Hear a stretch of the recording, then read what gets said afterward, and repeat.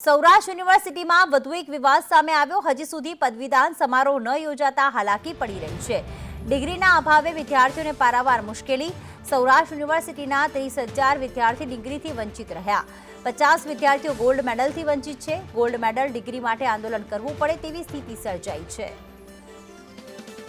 તો સૌરાષ્ટ્ર યુનિવર્સિટીમાં વધુ એક વિવાદ। હજી સુધી પદવીદાન સમારોહ યોજાયો નથી, જેના કારણે જે વિદ્યાર્થીઓએ પોતાનો અભ્યાસ પૂર્ણ કરી દીધો છે, પરીક્ષા આપી દીધી છે, પરંતુ હજી સુધી તેમને ડિગ્રી એનાયત કરવામાં નથી આવી। તો 50 વિદ્યાર્થી જે ઉત્તીર્ણ થયેલા છે કે જેમને હજી સુધી ગોલ્ડ મેડલ પણ આપવામાં નથી આવ્યા અને ડિગ્રી અને ગોલ્ડ મેડલ મેળવવા માટે હવે તેમને આંદોલન કરવું પડે તેવી સ્થિતિ સર્જાઈ છે। મયુર અમારી સાથે જોડાઈ ગયા છે। મયુર, જણાવશો યુનિવર્સિટી સંચાલકો દ્વારા કોઈ કારણ આપવામાં આવ્યું છે ખરી કે હજી સુધી પદવીદાન સમારોહ નથી યોજાયો? બિલકુલ પ્રીતિ, સૌરાષ્ટ્ર યુનિવર્સિટી વધુ એક વિવાદની અંદર સપડાય છે, કારણ કે 30,000 વિદ્યાર્થીઓ જે છે તે ડિગ્રીથી વંચિત છે, જ્યારે 150 વિદ્યાર્થીઓ ગોલ્ડ મેડલથી વંચિત રહ્યા છે।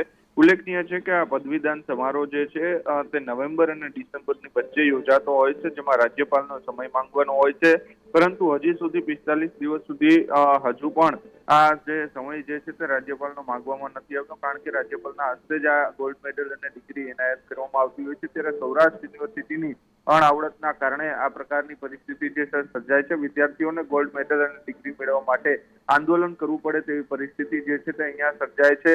ડિગ્રીના અભાવે જે વિદ્યાર્થીઓ ઉચ્ચ અભ્યાસ માટે વિદેશ જવું છે તેને પણ બરાબર મુશ્કેલી જે છે તે પડી રહી છે। આભાર તમામ વિગતો માટે, મયુર।